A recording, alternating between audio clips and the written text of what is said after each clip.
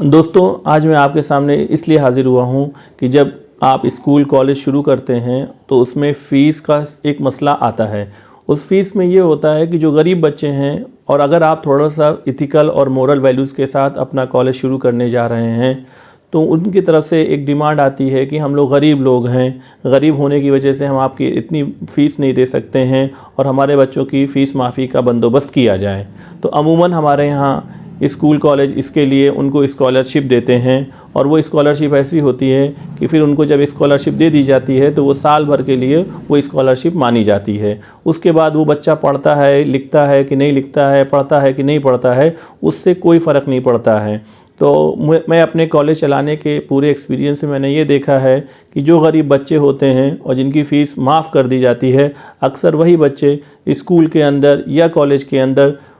Academic activities को hamper करते हैं और नुकसान पहुंचाते हैं, नागा करते हैं, होमवर्क करके नहीं आते हैं और दीगर परेशानियों को कैंपस के अंदर पैदा करते हैं, जिसकी वजह से और बच्चों इससे और दूसरे बच्चे भी इससे मुतासिर होते हैं और एक पढ़ने पढ़ाने का काम जिस तरह से अच्छे ढंग से होना चाहिए वो नहीं हो पाता है। तो इसके पीछे वजह ये होती है कि जब आदमी का जिस चीज़ के लिए अपना जान माल वक्त नहीं लगता है तो उसकी अहमियत उसके दिल से निकल जाती है और एक बार वो किसी तरह से आपसे रिक्वेस्ट करके या सोशल प्रेशर बिल्डअप करके या किसी भी तरह से आपसे फ़ीस माफ़ी करवा लेते हैं,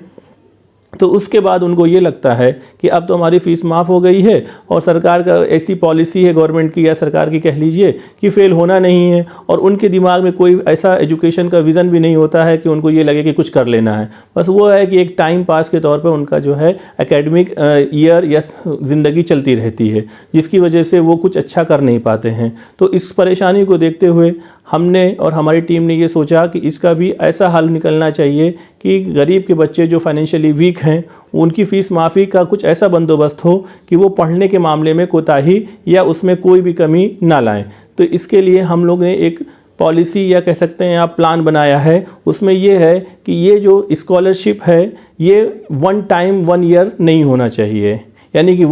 एक सेशन में एक बार आपने फ़ीस माफ़ी कर दी तो वो पूरे साल के लिए वैलिड हो जाती है। हम इसके ख़िलाफ़ हैं, बल्कि ये होना चाहिए कि उनका टेस्ट के बेसिस पे हमें स्कॉलरशिप तय करनी चाहिए और टेस्ट के बेसिस पे स्कॉलरशिप तय करना स्कूल और कॉलेज के लिए बहुत आसान भी है, क्योंकि हम लोग हर महीने टेस्ट लेने का प्रोविज़न रखें जिसमें सारे बच्चे पार्टिसिपेट करेंगे। मंथली टेस्ट लेने का जो सिस्टम हम लोगों ने बताया, उस मंथली टेस्ट के स्कोर से ही हम स्कॉलरशिप पर मंथ बेसिस पे तय करें और उसमें 70%, 60% और 50% के हिसाब से उनको स्कॉलरशिप दी जानी चाहिए। जो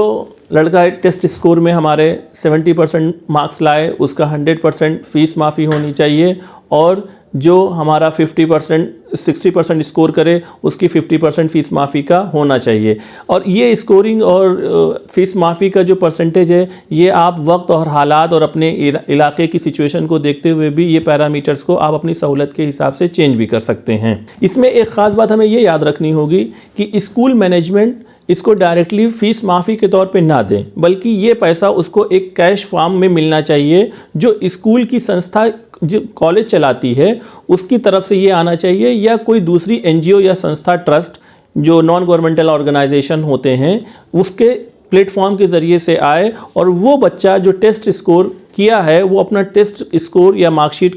टेस्ट स्कोर ले जाके उस एनजीओ के दफ्तर में जमा करे, फिर वहाँ से उसको कैश पैसा मिलना चाहिए और उस कैश पैसे को फिर लाके वो स्कूल के काउंटर पे फ़ीस की तौर पे जमा करे। इसका एक फ़ायदा ये होगा कि जब उसको लगेगा कि मैंने टेस्ट दिया था उससे मुझे पैसा मिला तो उससे उसके अंदर एक एतमाद या कह सकते हैं कॉन्फिडेंस बिल्डिंग होगी और उसके बाद उसको ये लगेगा कि मेरी मेहनत से मैं अपनी पढ़ाई मैं जो मेहनत कर रहा हूँ उसके ज़रिए से ये मैं हासिल कर रहा हूँ, तो उसका पढ़ने में जी भी लगेगा और वो बहुत सारी चीज़ें आगे की भी सोचने लगेगा और अपनी पढ़ाई को लेकर सीरियस भी रहेगा। तो इसलिए हमारा ये सजेशन है कि ये डायरेक्ट स्कूल अपनी फ़ीस माफ़ी उसको ना करे, बल्कि उसका कोई जो स्कूल अपना खुद ऑर्गेनाइजेशन होता है, एक नॉन गवर्नमेंटल ऑर्गेनाइजेशन होता है या कोई दूसरी नॉन गवर्नमेंटल ऑर्गेनाइजेशन के ऑफिस से वो फॉर्म फिल करे, वो टेस्ट स्कोर दे, वहाँ से उसको पेमेंट हो और वो पेमेंट आके स्कूल के फ़ी काउंटर पे जमा करके उसकी रसीद वो हासिल करे। तो उससे उसको ये फील होगा कि मैं खुद इतना काबिल और टैलेंटेड हूँ, अपनी मेहनत से यहाँ पर पढ़ाई कर सकता हूँ। इससे ये फ़ायदा होगा कि उसका वो बच्चा अपनी ज़िंदगी में सारी चीज़ों को खुद से करके हासिल करने की आदत डालेगा। और अगर हम इस तरह का सिस्टम नहीं रखेंगे तो आदमी गरीब होना अच्छी बात है, मगर वो जो है गलीज, या कह सकते हैं कि सेल्फ रेस्पेक्ट उसका ख़त्म होता जाता है और आखिरकार उसके अंदर बहुत सारी चीज़ों की